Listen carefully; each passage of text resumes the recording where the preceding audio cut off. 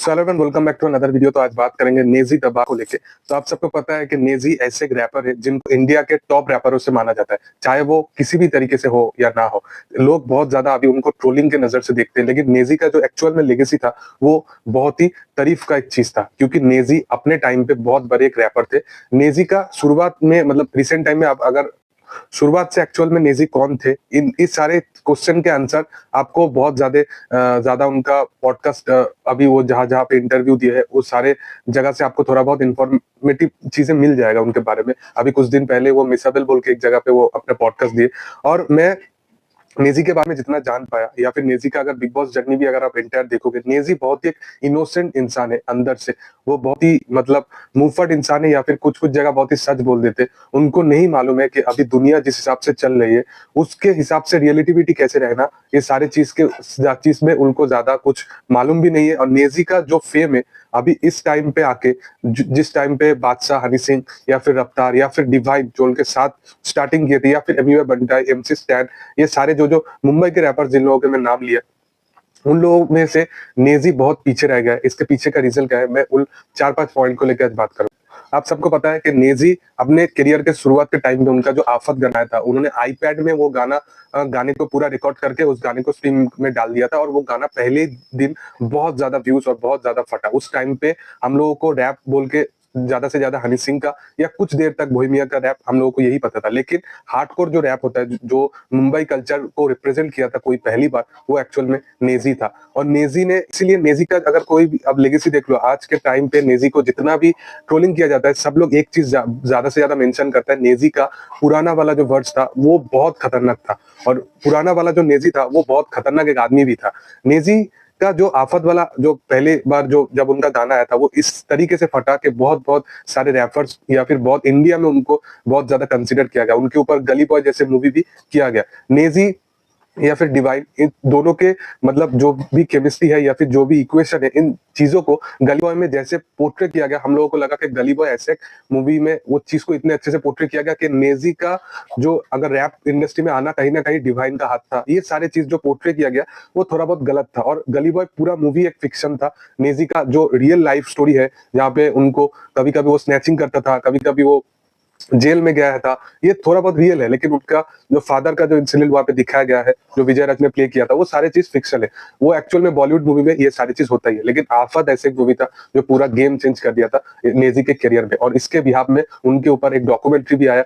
Documentary में भी बहुत चीजें जानने को मिला, और इसके साथ साथ गली बॉय जो नेजी का करियर पीक टाइम पे लेके आ गया था, और नेजी ने दुनिया पागल करके रख दिया था। नेजी का गाना से लेके सब कुछ ऑडियंस को बहुत ज्यादा ऑडियंस को उस चीज के ऊपर एंटिसिपेटेड करते हुए दिख। इसके साथ साथ अगर गली बॉय मूवी आने के बाद उस मूवी को अगर कोई भी आदमी इतने अच्छे से रेक्टिफाई किया है, या फिर उस चीज को इतने अच्छे से एग्जीक्यूट किया है, वो एक्चुअल में एमिवे बंटाई है। एमिवे बंटाई 2017-18 में जब गली बॉय आया था, उसी टाइम पे उन्होंने रफ्तार, डिवाइन, एमसी स्टैन, इन लोगों को डिस मारा था, और वो जो डिस गेम चला था वो बहुत बड़ा एक्सपैंड लेवल पे चला था। और उसके बाद एमिवे बंटाई का जो पीक टाइम वो इतिहास पे चलाया था। इसके बाद डिवाइन को भी अगर आप देखोगे तो डिवाइन ने भी अपने करियर में, डिवाइन को जो लोग जानते थे, जो लोग कंसीडर किया करते थे, गली बॉय के बाद डिवाइन का भी करियर बहुत ही पीक मोमेंट पे चला है। और ये लोग जो अपने फेम या फिर अपने गाने या फिर अपने बात को इतने अच्छे से रिप्रेजेंट करना चाहते थे, वो एक्चुअल में गली बॉय आने के बाद बहुत अच्छे से रिप्रेजेंट हुआ। लेकिन नेजी जो जिनके ऊपर एक्चुअल में मूवी बनाया गया था, जो हम लोगों को लगा था,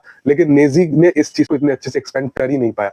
नेजी का ना कभी उतने अच्छे से कोई भी एल्बम आ पाया, नेजी का ना कभी भी उतने अच्छे से नेजी का ना कभी इतना अच्छा कोई एल्बम आ पाया, नेजी का ना कोई ऐसा एक अच्छा सॉन्ग आ पाया जो ऑडियंस के साथ बहुत ज्यादा रिलेटेबिलिटी फील हो। नेजी जितना वो पॉडकास्ट में बोलते हैं कि नेजी एक ऐसे मतलब आदमी बन गए थे जो कि नशा या फिर बहुत ज्यादा मतलब जेल में जाना या फिर कुछ चीज में फंस जाना, ये सारी चीज, या फिर बोल सकते हैं कि फेम कहीं ना कहीं उनको बहुत ज्यादा इनहेंस कर दिया था अपने ही टाइम पे। इसके कारण बस कहीं ना कहीं नेजी बहुत ज्यादा दूर रहने को देखने को मिल रहा था। रिसेंट टाइम में जब नेजी का कमबैक के लिए ऑडियंस बहुत ज्यादा डिमांड कर रहे थे, फिर नेजी ने एक दो गाना बीच में डाल भी दिया था, लेकिन वो कुछ भी गाना चला नहीं।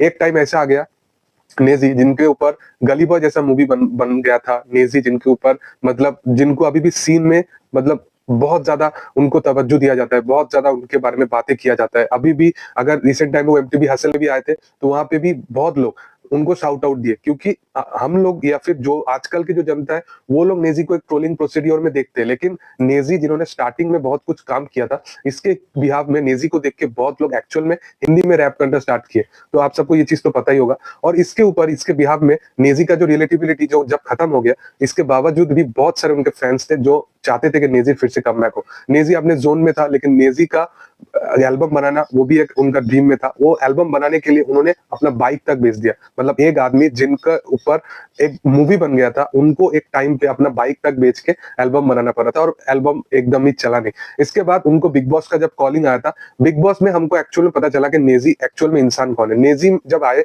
वो बहुत ही अलग तरीके से इंसान था। वो या भी जो चीज में या फिर जो टॉपिक के ऊपर जब बात चल रहा है या फिर जो ट्रेंडिंग चीजों के ऊपर ज्यादा से ज्यादा बात चलता है, उन चीजों के ऊपर नेजी का कुछ रिलेटिबिलिटी नहीं था। रिसेंट टाइम में तल्ला अंजुम का साथ उनका जो कंट्रोवर्सी हुआ था, अगर आप उनका टोटल अगर बिग बॉस जर्नी आप फॉलो करोगे तो एक्चुअल में आपको लगेगा कि नेजी ऐसे एक इंसान है जिनको तल्ला अंजुम का पता सही में नहीं था। मतलब वो झूठ नहीं बोल रहा है, क्योंकि ऐसे नहीं है कि वो कोई ईगो में आके बोल रहा है, कोई कुछ में आके बोल रहा है, लेकिन वो इंसान ऐसा ही है।